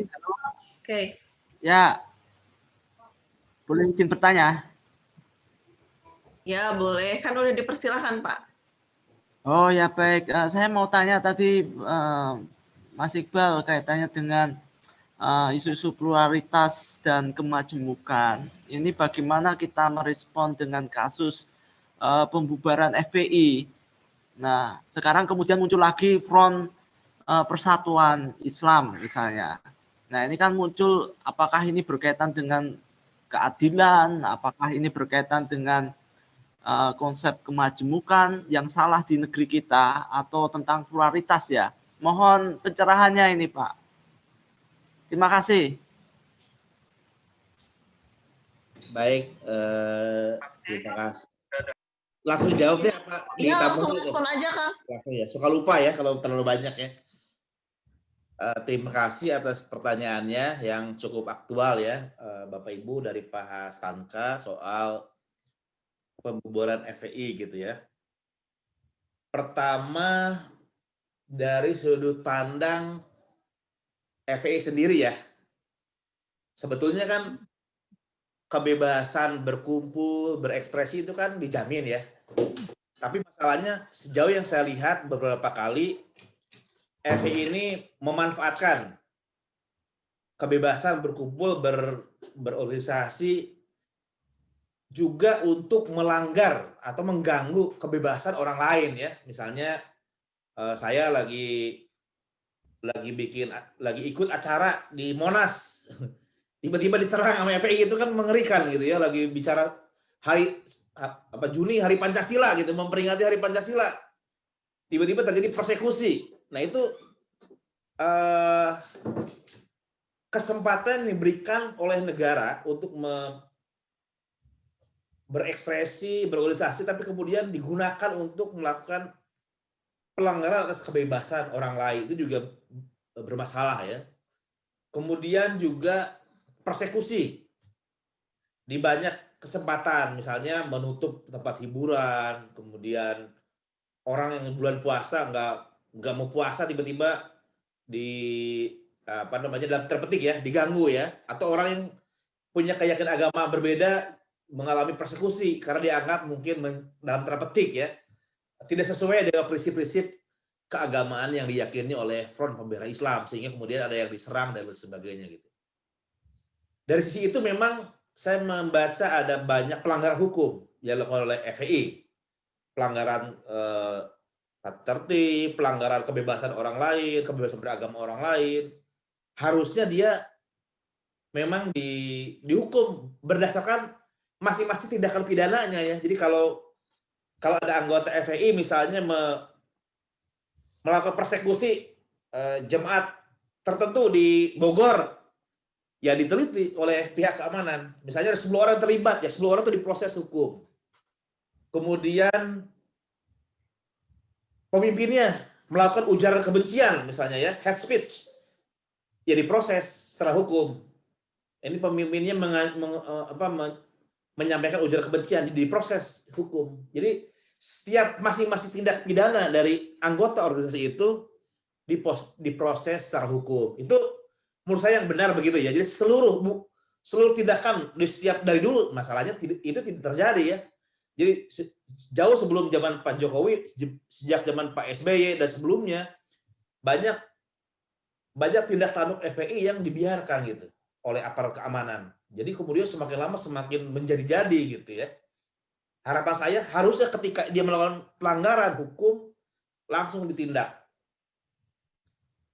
Bahwa beberapa tahun lalu itu kan habis namanya organisasi, itu kan ada masa harus mendaftar ulang ya, per 5 tahun atau berapa gitu ya suratnya itu. Nah pemerintah ya punya hak. Kalau buat pemerintah ini organisasi layak dikasih surat keterangan untuk izin untuk eksis, ya dia akan dapat izin. Kalau enggak, yang enggak dapat izin. Dan pemerintah punya banyak pertimbangan ya, sesuai dengan kriteria ya, sama kayak surat kelakuan baik, sama surat keterangan yang memang layak akan dikasih. Kalau yang enggak ya enggak akan dikasih gitu ya. Masa orang yang pernah berbuat kriminal dikasih surat kelakuan baik, itu kan bertentangan dengan esensi dari surat kelakuan baik gitu. Nah mungkin termasuk izin untuk memperpanjang organisasi itu dipandang tidak layak karena sudah beberapa kali terbukti melakukan tindakan-tindakan yang melanggar hukum, sehingga kemudian izinnya tidak diperpanjang. Secara aktual sebenarnya itu sudah tidak mendapat pengakuan dari pemerintah sejak tahun lalu gitu ya. Jadi dalam hal itu tidak dilarang sebetulnya, tidak ada pelarangan, tapi tidak diperpanjang izin pemerintahnya. Jadi tidak diakui secara administratif oleh pemerintah. Jadi kalau dia mau minta bantuan atau mau membuat rekening bank, nggak bisa, karena bikin rekening bank harus ada keterangan dari pemerintah sebagai lembaga yang diakui. Mau membeli properti, dia punya sekretariat, mau beli tanah atas nama organisasi, nggak bisa karena tidak ada. Jadi dengan tidak diberikan surat nama istilahnya apa ya, itu dosanya sebagai persekutuan perdata sudah nggak ada gitu. Tapi kan yang bersangkutan masih bisa demo, masih bisa apa gitu ya. Nah sebenarnya kalau menurut prinsip-prinsip hak sipil, pemerintah tidak bisa membubarkan organisasi dengan membuat SKB, itu nggak bisa. Harus dinyatakan oleh peradilan yang bersangkutan memang sedemikian rupa melakukan banyak pelanggaran hukum, dan pengadilan lah yang merekomendasikan agar organisasi tersebut dilarang. Itu bisa gitu. Jadi ini ada proses yang menurut saya tidak sesuai dengan prinsip-prinsip negara hukum ya. Jadi terlepas secara subjektif apakah saya setuju atau tidak dengan FPI, kalau soal setuju dengan tidak, di sini Kang Yayan tahu saya lah. Saya sejak mahasiswa berdebat terus, ngajak debat terus dengan FPI dari dulu ya. Ngajak debat Habib Rizik, ngajak debat FPI, saya nggak cocok gitu. Tapi dalam proses ini sebagai sebuah negara hukum harusnya memang ada proses ya. Kalau pemerintah tidak mau memperpanjang, hak pemerintah, ya udah nggak usah diperpanjang izinnya, nggak apa-apa, itu hak pemerintah ya, tidak memperpanjang izin FPI gitu. Tapi kalau mau melarang tidak cukup, harus putusan pengadilan yang menyatakan ini memang harus dilarang. Tapi pengadilan yang imparsial gitu, itu bisa. Termasuk juga sebetulnya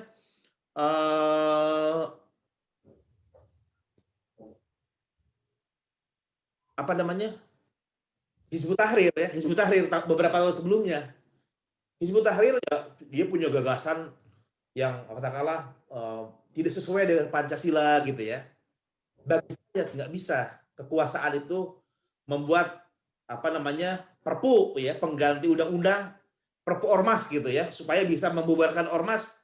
Itu bertentangan dengan kekuasaan yang adil, karena kekuasaan yang adil itu tetap harus dibatasi, tidak boleh menerabas prinsip-prinsip negara hukum. Kalau mau membubarkan ormas, harus dinyatakan dulu oleh peradilan bahwa memang ormas yang bersangkutan tidak layak untuk eksis, sehingga bukan hanya tidak diperpanjang pengakuannya, tapi juga tidak diperkenakan eksis. Itu boleh gitu. Jadi ini memang ada langkah yang menurut saya, bagi saya pribadi ya, ada langkah yang dilewati untuk sampai pada level melarang. Tapi kalau soal tidak mau memperpanjang, tidak mau memfasilitasi, sebenarnya nggak jadi masalah. Hak pemerintah. Kalau kata pemerintah ini nggak, apa namanya, FPI ini terlalu sering melanggar hukum, udahlah saya nggak perpanjang suratnya. Ya dia bisa demo, bisa apa, tapi nggak bisa minta bantuan, nggak bisa rekening bank gitu. Itu sih barangkali Pak itu ya. Tanggapan saya pribadi nih, saya mencoba objektif ya, walaupun saya tidak, dalam banyak hal saya tidak setuju dengan pikiran-pikiran Hizbut Tahrir, saya tidak setuju dengan pikiran FPI, tapi saya merasa tetap harus melihat secara objektif. Mereka juga punya hak sipil yang perlu dilindungi, yang tidak bisa dihilangkan.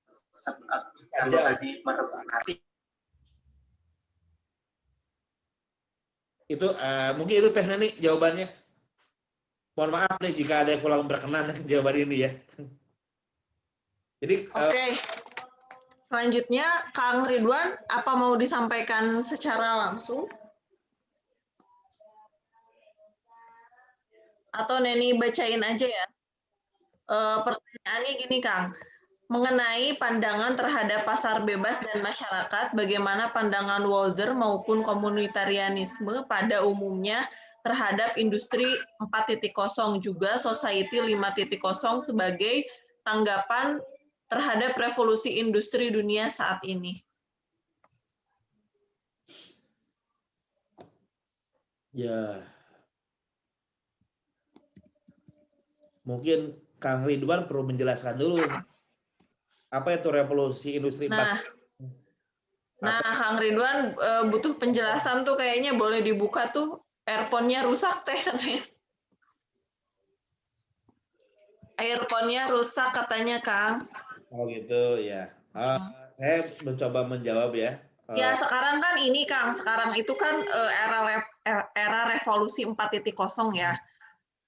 Tapi kemudian kalau di generasi milenial nih, kita sudah mulai maju ke 5.0 soal digitalisasi itu, Kang. Kira-kira yang menyangkut isu keadilan apa ya soal revolusi industri 4.0 dan 5.0 itu yang berhubungan dengan soal distributif justice, apa kira-kira persoalannya? Nggak tahu nih. Soal filantropi kali, Kak. Jadi perlu diperjelas dulu nih, apa namanya, duduk perkara apa, supaya kalau kita menjawab dengan pendekatan Walzer ya? tepat. Takutnya saya tidak, kalau terlalu umum pertanyaannya, jadi tadi tidak tepat sasaran gitu, khawatir. Kalau bagaimana komunitasnya melihat revolusi 4.0 gitu. Tapi kalau misalnya basis teknologinya, Kang, katanya. Ini ada nih yang ditambahin, mungkin berhubungan dengan hak-hak kekayaan intelektual misalnya gitu. Karena mungkin tidak semua bisa terakses gitu, Kang. Jadi hanya untuk kaum-kaum tertentu saja.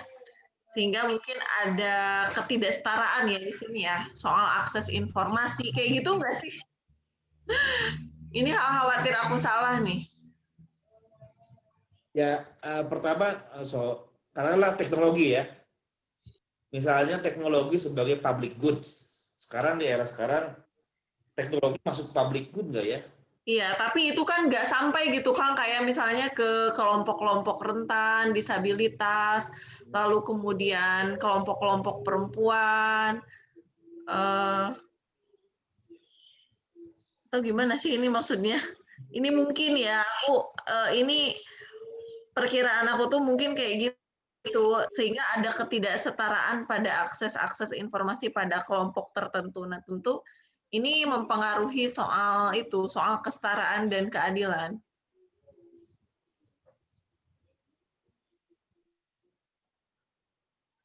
Mungkin perlu lebih spesifik ya pertanyaannya ya.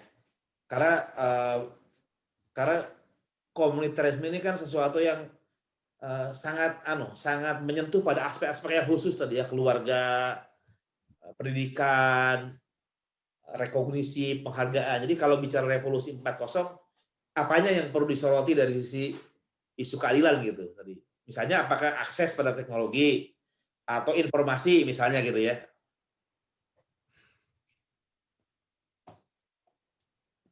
Kita skip dulu aja ya dari yang Kang Ridwan ya soal itu ya. Saya PR-in dulu aja deh katanya. Iya, tapi ini nggak ada lagi sih Kang pertanyaan kalau melalui chat. Kalau mau yang menyampaikan diskusi melalui dialog interaktif, saya persilahkan kepada Bapak Ibu, mungkin ada lagi yang mau menyampaikan pertanyaannya soal gagasannya Michael Walzer tentang pluralisme dan keadilan, dipersilahkan.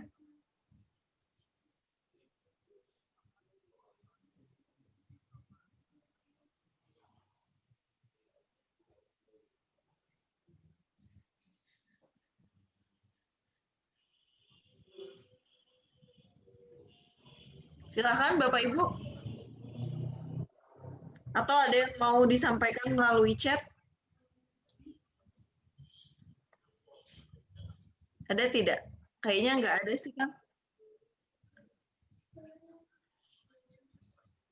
Tidak ada ya, berarti cukup dong Teh Reni ya.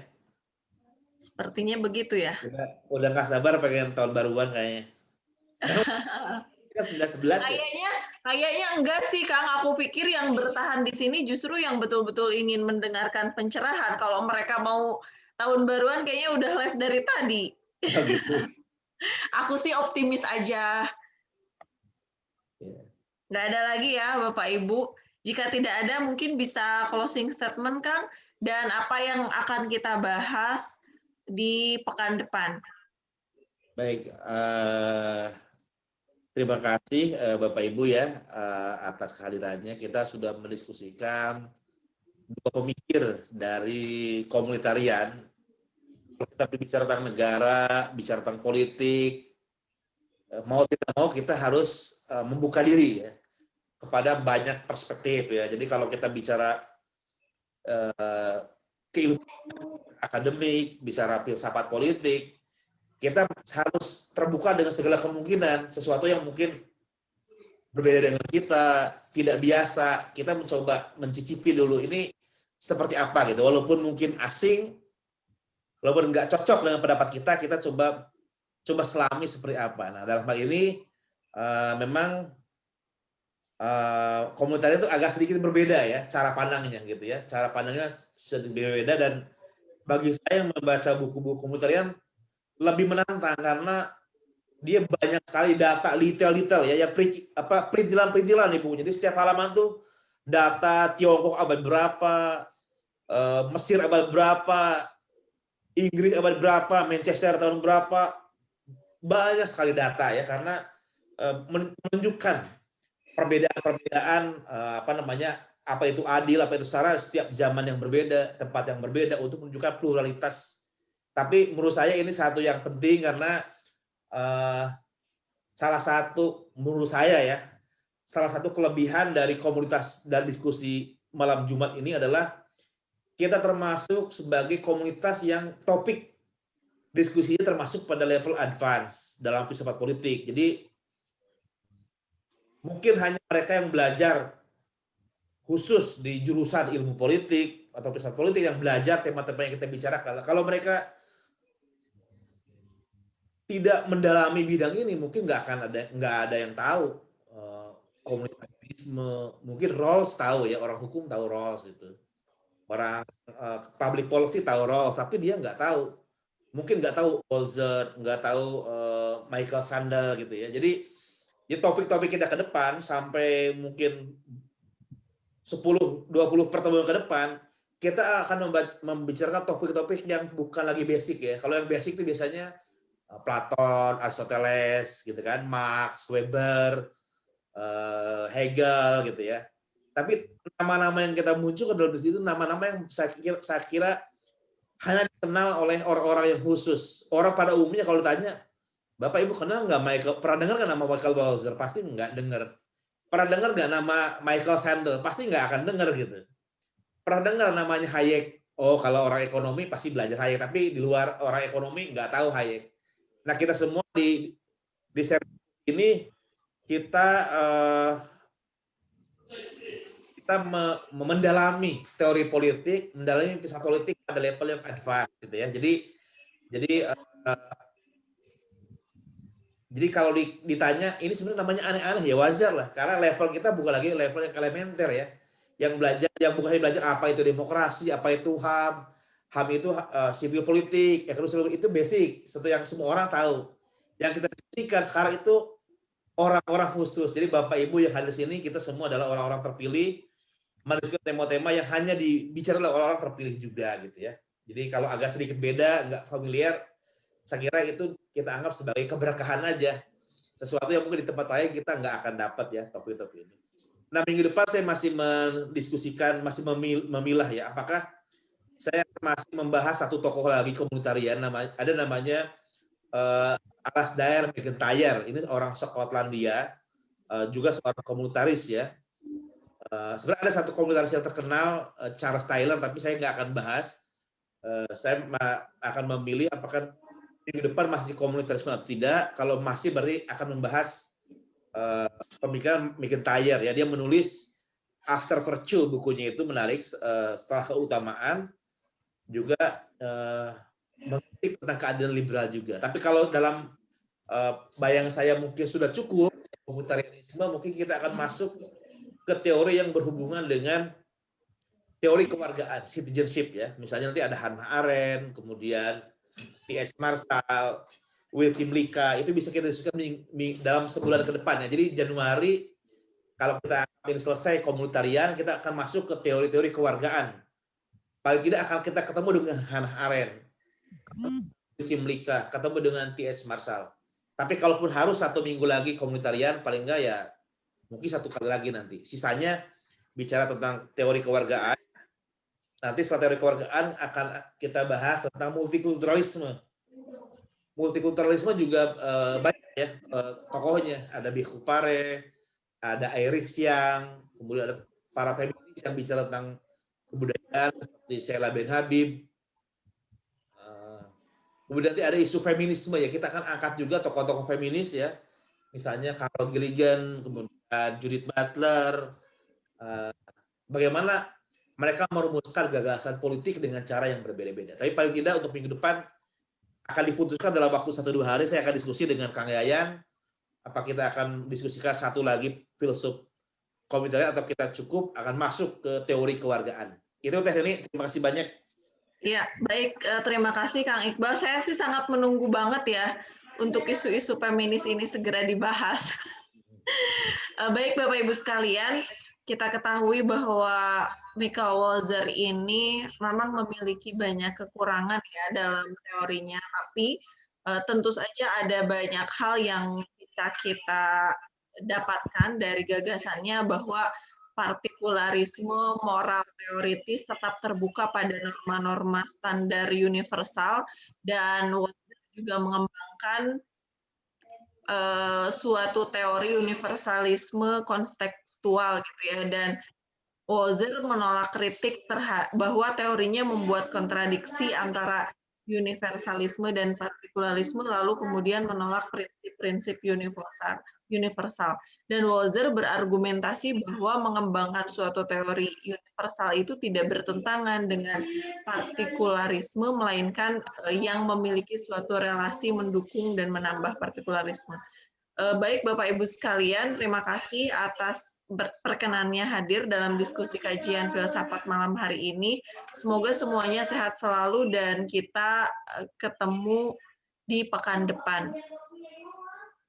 Informasi pertemuan selanjutnya, Pak Sugeng mungkin nanti bisa kita gabungkan ya ke grup kajian filsafat oleh admin Genial ID. Terima kasih Bapak Ibu sekalian atas perhatiannya. Mohon maaf atas segala kekurangan. Billahi fisabil haq fastabiqul khairat nasrul minallah wa fathul qarib. Wassalamualaikum warahmatullahi wabarakatuh. Waalaikumsalam. Waalaikumsalam. Terima kasih. Terima kasih Pak Iqbal. Terima kasih Pak Iqbal, Bang Yayan. Sama Bapak Ibu, Pak Yayan. Luar biasa nih. Malam tahun Terima baru kasih ini. Teni. Selamat tahun baru. Saya tadi pernyataan Pak Iqbal saya jadi ingat kitab Injil Pak Iqbal. Apa itu? Banyak yang terpanggil namun